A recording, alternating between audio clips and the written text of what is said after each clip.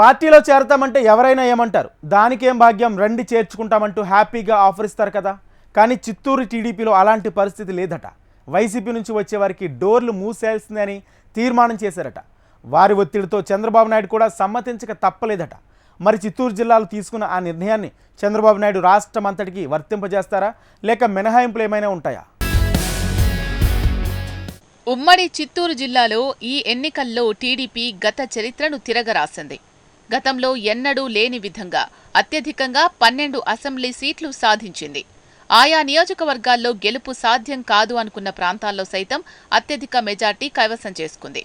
దీంతో చిత్తూరు జిల్లాలోని పుంగనూరు, కుప్పం మున్సిపల్ చైర్మన్లు, కౌన్సిలర్లు దిక్కుతోచని స్థితిలో పడిపోయారు. ఇటు వైసీపీలో ఉండలేక, అటు టీడీపీలో చేరలేక త్రిశంకు స్వర్గంలో కొట్టుమిట్టాడుతున్నారు. కుప్పం, పుంగనూరు మున్సిపల్ చైర్పర్సన్లు వైసీపీకి రాజీనామా చేశారు. వారితో పాటు కొంతమంది కౌన్సిలర్లు కూడా రాజీనామా చేశారు. వారు టీడీపీలో చేరడానికి ప్రయత్నాలు చేశారు. పుంగనూరు మున్సిపల్ చైర్మన్, కౌన్సిలర్లు పార్టీ ఇన్ఛార్జ్ చెల్లా రామచంద్రారెడ్డిని కలిశారు. అలాగే కుప్పం మున్సిపల్ చైర్మన్, కౌన్సిలర్లు మంగళగిరి వెళ్లి ముఖ్యమంత్రి నారా చంద్రబాబు నాయుడును కలవడానికి ప్రయత్నం చేశారు. అక్కడ 2 రోజులు ఉన్నా వారికి అపాయింట్మెంట్ దొరకలేదు.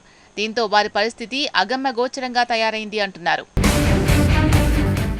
వైసీపీకి రాజీనామా చేసిన కుప్పం, పుంగనూరు మున్సిపల్ చైర్మన్లు, కౌన్సిలర్ల పరిస్థితి అగమ్యగోచరంగా తయారైంది.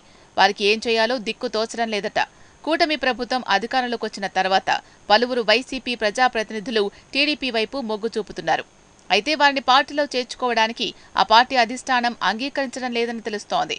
చిత్తూరు జిల్లాలో చిత్తూరు మున్సిపల్ కార్పొరేషన్ నుంచి వచ్చిన mayor Amuda, deputy mayor Rajesh Reddy, 20 మంది కౌన్సిలర్లను స్థానిక ఎమ్మెల్యే గురజాల జగన్మోహన్ నాయుడు కండువా కప్పి పార్టీలోకి ఆహ్వానించారు. అయితే పుంగనూరు, కుప్పం మున్సిపల్ చైర్మన్ల పరిస్థితి ఇందుకు భిన్నంగా ఉంది. నెల రోజుల కిందటే పుంగనూరు మున్సిపల్ చైర్మన్ హలీం భాషా, 11 మంది కౌన్సిలర్లు పుంగనూరు టీడీపీ నియోజకవర్గ ఇన్ఛార్జ్ చెల్లా రామచంద్రారెడ్డిని కలిశారు. తాము వైసీపీకి రాజీనామా చేసి టీడీపీలో చేరనున్నట్లు మీడియా ముఖంగా ప్రకటించారు. ఈ విషయాన్ని చెల్లా, బాబు అధిష్టానం దృష్టికి తీసుకెళ్లినప్పటికీ ఇప్పటివరకు ఆ అధిష్టానం నుంచి గ్రీన్ సిగ్నల్ రాలేదట. మరోవైపు Kuppam municipal chairman doctor Sudheer, మరో 8 మంది కౌన్సిలర్లు వైసీపీకి రాజీనామా చేసి టీడీపీలో చేరడానికి ప్రయత్నించారు. రాష్ట్ర మంత్రి రాంప్రసాద్ రెడ్డి ఆధ్వర్యంలో టీడీపీలో చేరడానికి మంగళగిరి వెళ్లారు.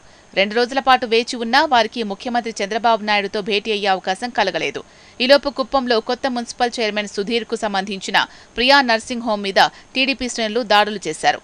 టీడీపీలో చేర్చుకోవడానికి వీల్లేదంటూ బహిరంగంగానే గట్టిగా వ్యతిరేకించారు.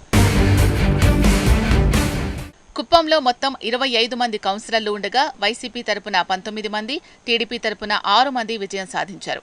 ప్రస్తుతం మున్సిపల్ చైర్మన్, 8 మంది కౌన్సిలర్లు టీడీపీలో చేరడానికి సిద్ధంగా ఉన్నారు. వీరు చేరితే వీరి వెంట రావడానికి మరో 6 మంది కౌన్సిలర్లు కూడా సిద్ధంగా ఉన్నట్లు సమాచారం. అయితే ఇటీవల చంద్రబాబు నాయుడు కుప్పం పర్యటన సందర్భంగా నియోజకవర్గ టీడీపీ నేతలతో విస్తృత స్థాయి సమావేశం నిర్వహించారు. ఈ సమావేశంలో వైసీపీ నుంచి ప్రజాప్రతినిధులు ఎవరిని కూడా టీడీపీలో చేర్చుకోకూడదని ఏకగ్రీవంగా తీర్మానించారు.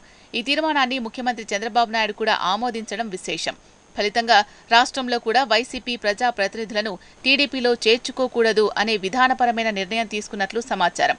వైసీపీ ప్రజాప్రతినిధులకు తలుపులు తెరిస్తే చిత్తూరు జిల్లాలో భారీ ఎత్తున గ్రామస్థాయి నుండి జిల్లా స్థాయి వరకు ప్రజాప్రతినిధులు తెలుగుదేశం పార్టీలు చేరడానికి సిద్ధంగా ఉన్నట్లు సమాచారం. ఈ క్రమంలో టీడీపీ అధినేత చంద్రబాబు ఏం ఆలోచిస్తున్నారు? తీసుకున్న నిర్ణయంలో ఏమైనా మార్పులు చేర్పులు చేస్తారా?